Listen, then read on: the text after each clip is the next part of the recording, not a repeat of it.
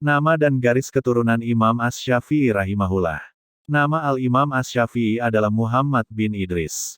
Beliau berasal dari kabilah Quraisy yang terhormat, Al-Quraisy, tepatnya dari Bani Al-Muthalib, Al-Muttalibi, dan dari anak cucu Syafi' bin As-Saib Asy-Syafi'i. Adapun ibu beliau adalah seorang wanita mulia dari kabilah Azad, salah satu kabilah negeri Yaman. Kunyah beliau Abu Abdillah, sedangkan lakap julukan beliau Nasirul Hadith, pembela hadits Nabi Shallallahu alaihi wasallam. Nasab beliau bertemu dengan nasab Nabi Muhammad Shallallahu alaihi wasallam pada Abdu Manaf bin Qusay. Kelahiran dan masa tumbuh kembang Al-Imam Asy-Syafi'i rahimahullah. Para sejarawan Islam sepakat bahwa Al-Imam Asy-Syafi'i dilahirkan pada tahun 150 Hijriah. Di tahun yang sama, Al-Imam Abu Hanifah An-Nu'man bin Sabit Al-Kufi rahimahullahu meninggal dunia. Adapun tempat kelahiran beliau, ada 3 versi, Gaza, Askalan, atau Yaman.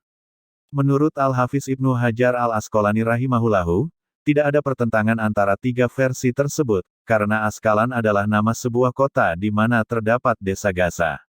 Sedangkan versi ketiga bahwa Al-Imam Asy-Syafi'i dilahirkan di Yaman, menurut Al-Imam Al-Baihaqi, bukanlah negeri Yaman yang dimaksud, akan tetapi tempat yang didiami oleh sebagian kabilah Yaman, dan desa Gaza termasuk salah satu darinya.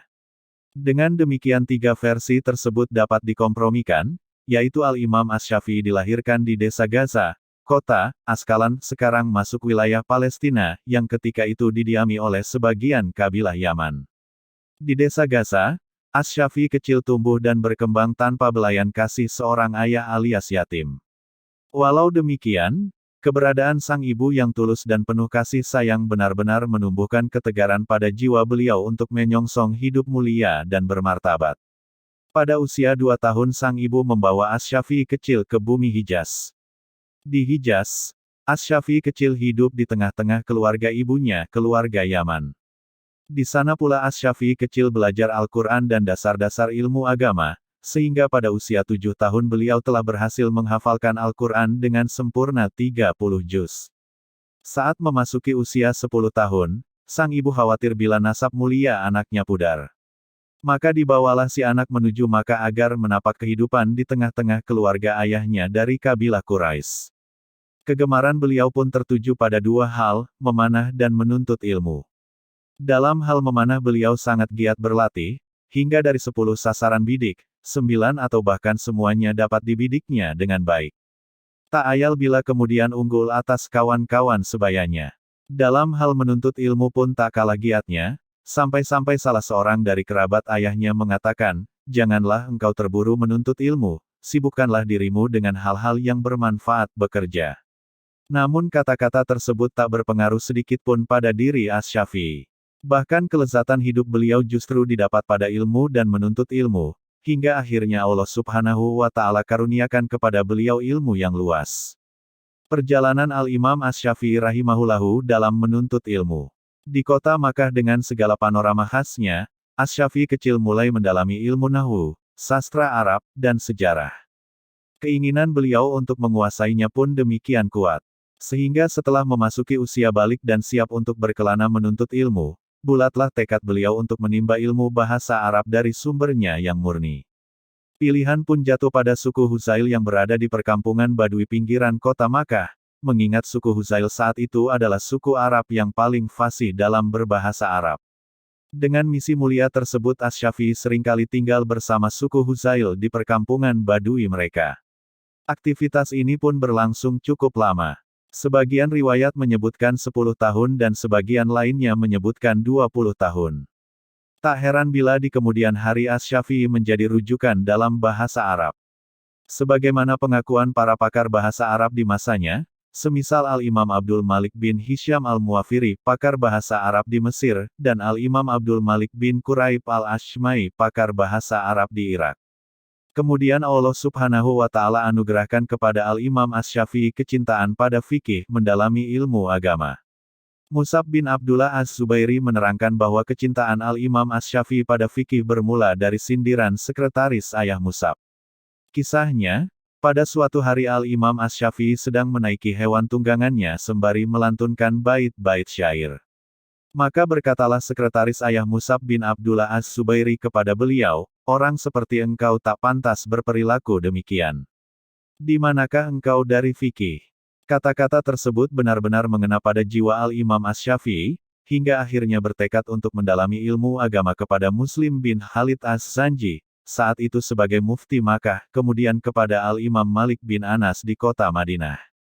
Upaya menimba berbagai disiplin ilmu agama ditempuhnya dengan penuh kesungguhan. Dari satu ulama menuju ulama lainnya dan dari satu negeri menuju negeri lainnya, dari Makkah, Madinah, Yaman hingga Baghdad. Pada usia 20 sekian tahun dalam kondisi telah layak berfatwa, dan pantas menjadi seorang imam dalam agama ini. Al-Imam Asy-Syafi'i berkelana menuju kota Madinah guna menimba ilmu dari para ulama Madinah, Al-Imam Malik bin Anas, dan guru lainnya. Kemudian ke negeri Yaman, menimba ilmu dari para ulamanya, Mutarif bin Mazin, Hisham bin Yusuf Al-Qadi, dan yang lainnya. Demikian pula di Baghdad, beliau menimba ilmu dari Muhammad bin Al-Hasan Asy-Syaibani ahli fikih negeri Irak, Ismail bin Ulayah, Abdul Wahab As-Sakafi, dan yang lainnya. Kecerdasan adalah anugerah dan karunia Allah yang diberikan kepada hambanya, sebagai nikmat yang sangat besar. Di antara hal-hal yang menunjukkan kecerdasannya. 1. Kemampuannya menghafal Al-Quran di luar kepala pada usianya yang masih belia, 7 tahun. 2. Cepatnya menghafal kitab Hadits Al-Muwatta, karya Imam Darul Hijrah, Imam Malik bin Anas pada usia 10 tahun. 3. Rekomendasi para ulama sezamannya atas kecerdasannya, hingga ada yang mengatakan bahwa ia belum pernah melihat manusia yang lebih cerdas dari Imam Asy-Syafi'i. 4. Beliau diberi wewenang berfatwa pada umur 15 tahun. Muslim bin Khalid Az-Zanji berkata kepada Imam Asy-Syafi'i, "Berfatwalah wahai Abu Abdillah, sungguh demi Allah sekarang engkau telah berhak untuk berfatwa." Murid-muridnya. Beliau mempunyai banyak murid, yang umumnya menjadi tokoh dan pembesar ulama dan imam umat Islam, yang paling menonjol adalah 1. Ahmad bin Hanbal, ahli hadits dan sekaligus juga ahli fikih dan imam ahlus sunnah dengan kesepakatan kaum muslimin. 2. Al-Hasan bin Muhammad As-Safarani. 3. Ishaq bin Rahawai, dan lain-lainnya. Karya beliau mewariskan kepada generasi berikutnya, sebagaimana yang diwariskan oleh para nabi, yakni ilmu yang bermanfaat. Ilmu beliau banyak diriwayatkan oleh para murid-muridnya dan tersimpan rapi dalam berbagai disiplin ilmu. Bahkan beliau pelopor dalam menulis di bidang ilmu usyul fikih, dengan karyanya yang monumental Risalah.